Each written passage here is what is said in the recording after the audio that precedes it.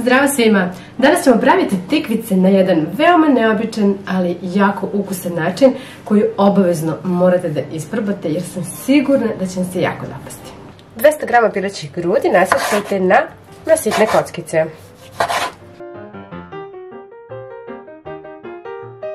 Naseckajte i jednu glavicu crnog luka.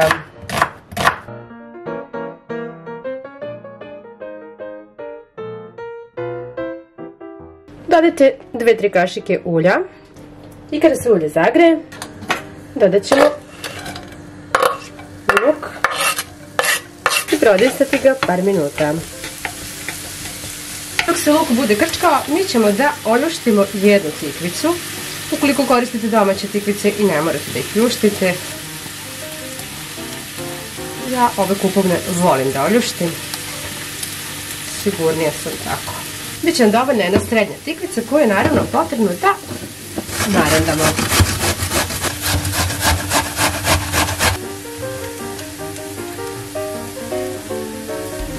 Tikvicu ćemo zatim malo posoliti i ostaviti nekih par minuta ovako da odstoji. I luk se prodistao, to je sasvim dovoljno. Ubacit ćemo zatim piletinu koju smo naseckali.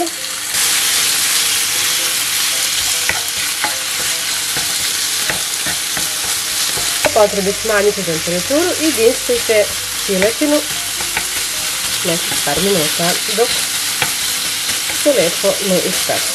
Uzet ćemo zatim tikvice ovako u ruku i iscediti ih. Možete ih i u krpi iscediti ili u gazi. I stavljat ćemo ih u drugu činiju. U tikvice ćemo dodati 2 cela jajeta,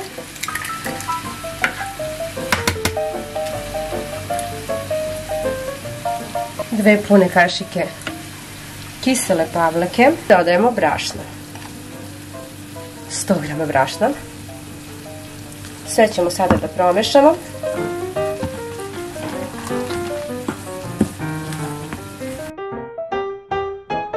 Posolite i pobiberite po ukusu.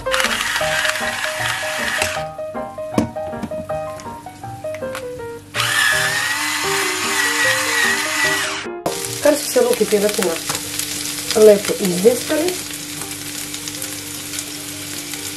dodat ćemo 2 kašike kisele pavlake i jednu onako baš punu kašičicu senfa. Pa sve to promešati.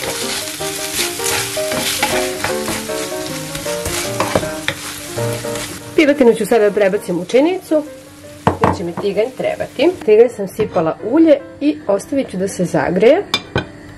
A kada se ulje zagreje, dodat ćemo ove tikvice i ovako ih rasporediti po tiganju.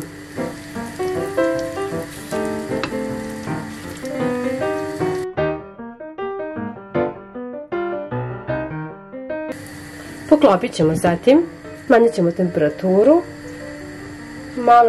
vrlo malo iznad minimuma i peći nekih 5 minuta. Evo nakon 5 minuta ja ću da okrenem i da premažem sa malo pavlake.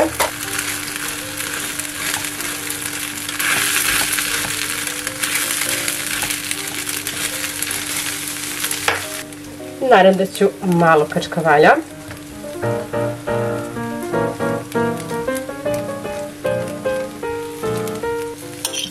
Staviti piletinu.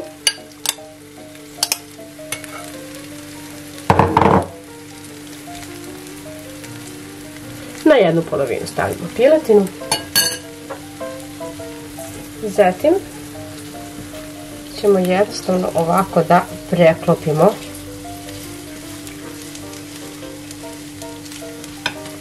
Pečemo još 2-3 minuta s jedne, okrenut ćemo i pečemo još 2-3 minuta sa druge i gotovo je.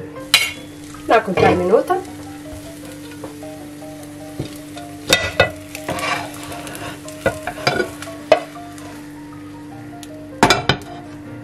ukoliko treba dodajte još malčice ulja.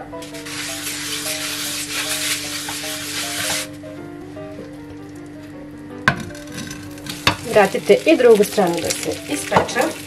S tim da ćemo ovako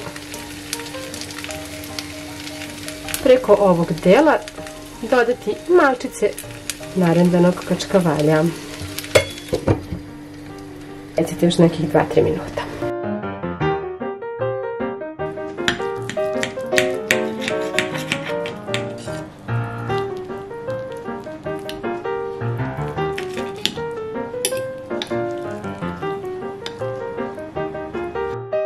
Ja vas puno pozdravljam i nadam se da ćete uživati u ovom jelu. Također se nadam da ćete mi ostaviti neki komentar ili like ili čak podijeliti sa svojim prijateljima na društvenim mrežama.